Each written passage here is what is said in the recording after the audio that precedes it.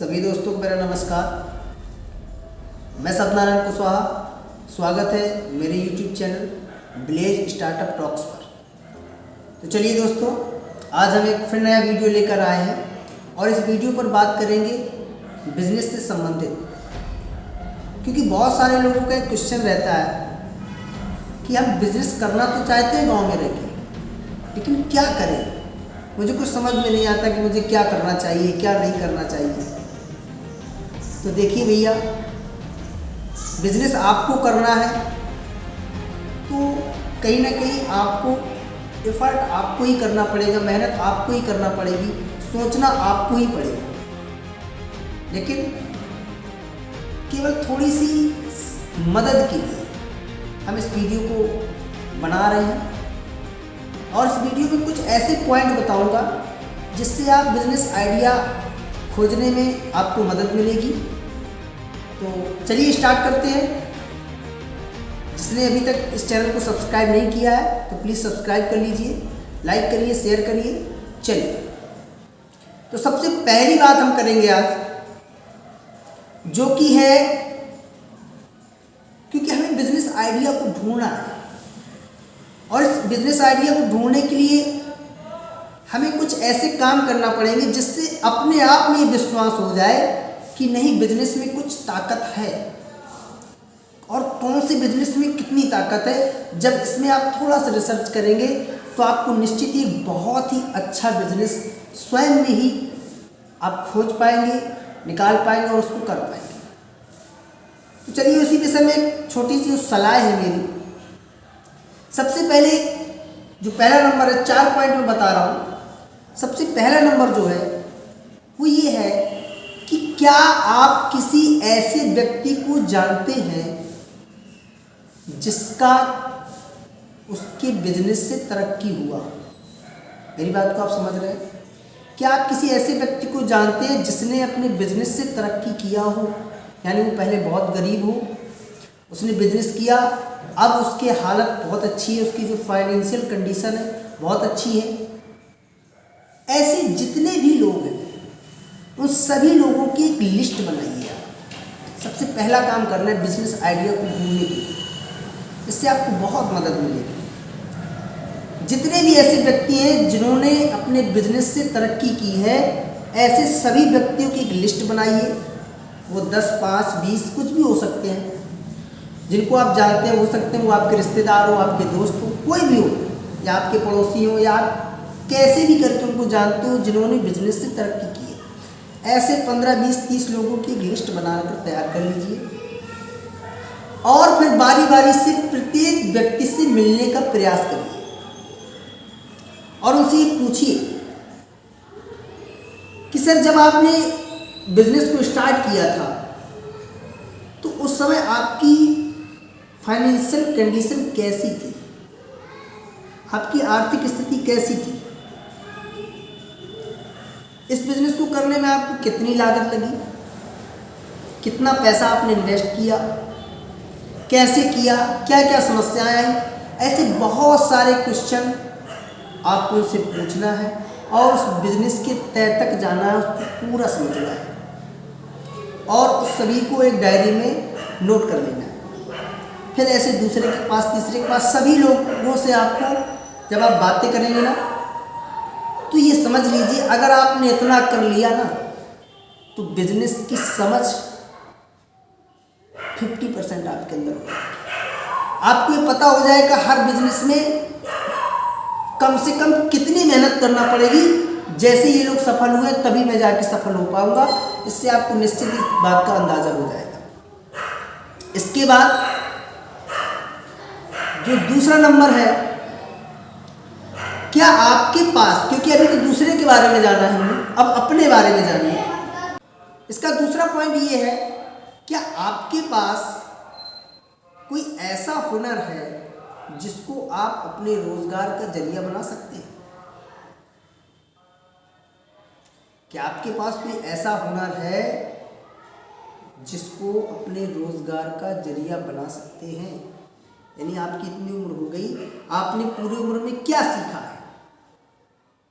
सोचो जरा, विचार करो अपने बारे में कि क्या मेरे पास कुछ ऐसा गुण है जिसको मैं अपने रोज़गार का जरिया बना सकूं, और यदि है तो उसको कहीं ना कहीं अपने बिजनेस में अप्लाई करो और निरंतर उसमें बढ़ने का प्रयास करो। निश्चित ही एक दिन आप अपनी गरीबी को दूर करेंगे। जो तीसरा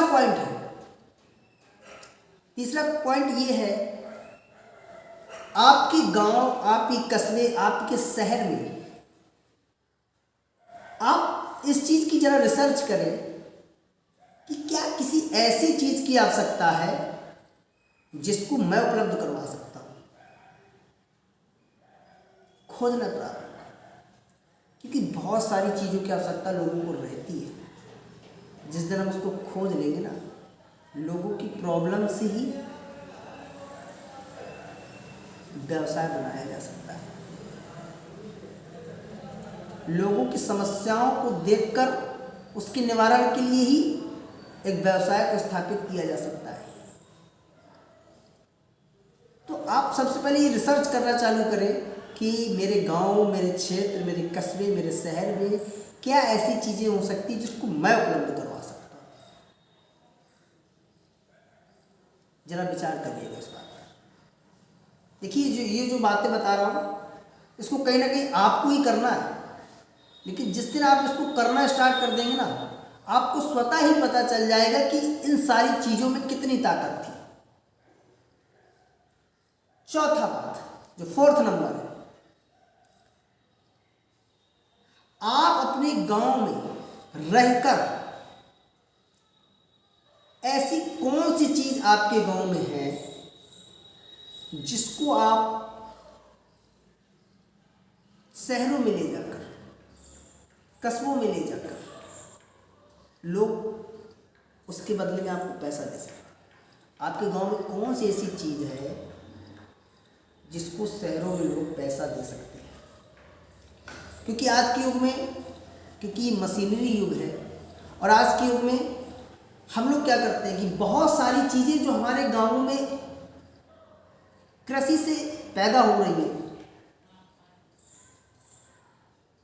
लेकिन उनका उपयोग करना, ये हमारा दुर्भाग्य है कि उनका उपयोग करना, उनसे पैसा कमाना हम स्वयं नहीं जानते। उदाहरण के लिए, कोई भी चीज, हम कोई भी फसल को उत्पन्न करते हैं, उसको उगाते हैं और उसको बेचते हैं।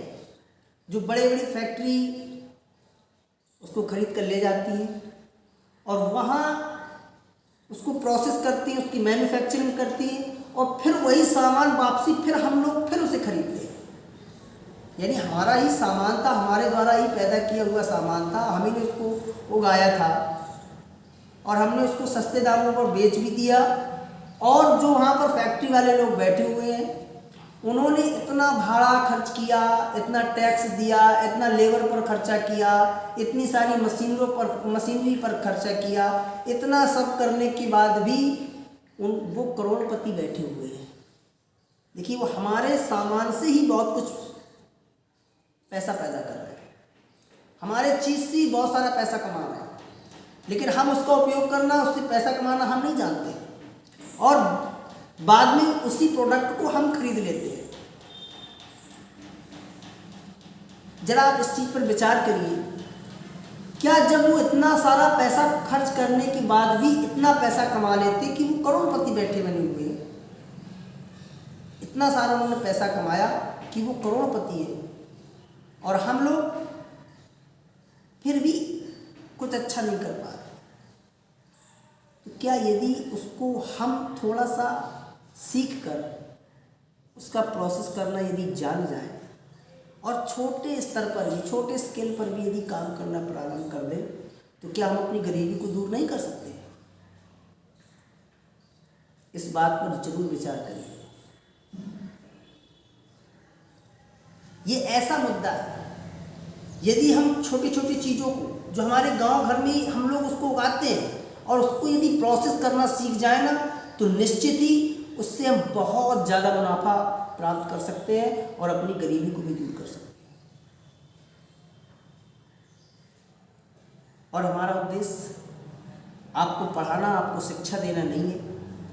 मेरा उद्देश्य कहीं ना कहीं ये है कि जो हमारी स्थिति बहुत कमज़ोर है, जो हमारी आर्थिक स्थिति बहुत ज़्यादा कमज़ोर है, अपनी गरीबी को कैसे दूर करना है, मेरा ये उद्देश्य है। मैं आपको शिक्षा नहीं दे रहा हूँ, मैं तो केवल आप लोगों के बीच अपनी बात रखता हूँ और आप कमेंट के माध्यम से अपनी बात मुझ तक रखिए, तभी हम लोग आपस में इस मिशन को पूरा कर पाएंगे। क्योंकि हम किसान हैं, आप किसान हैं, हम भी किसान के बच्चे हैं, आप भी किसान के बच्चे हैं। इतनी मेहनत करके मेरे पिताजी, मेरे बाबा दादा, जो मेरे पूर्वज, इतनी मेहनत करके उन्होंने बहुत सारी मेहनत करी, फसलों को उगाया, फिर भी आज भी गरीब है। क्या कारण है? इस चीज़ पर ज़रूर विचार करिएगा। यदि वीडियो अच्छा लगे तो इसको सब्सक्राइब जरूर करिए और आगे आने वाले समय में मैं गांव में कौन से ऐसे छोटे छोटे से कार्य किए जा सकते हैं और अपनी गरीबी को दूर किया जा सकता है, ऐसा एक वीडियो लाने वाला हूं। तो प्लीज़ इस चैनल को सब्सक्राइब कर लीजिए ताकि जब भी मैं नया वीडियो अपलोड करूं आप तक आसानी से पहुंच जाए। इसी बात के साथ मैं अपनी वाणी को विराम देता हूं। जय हिंद, जय बुंदेलखंड।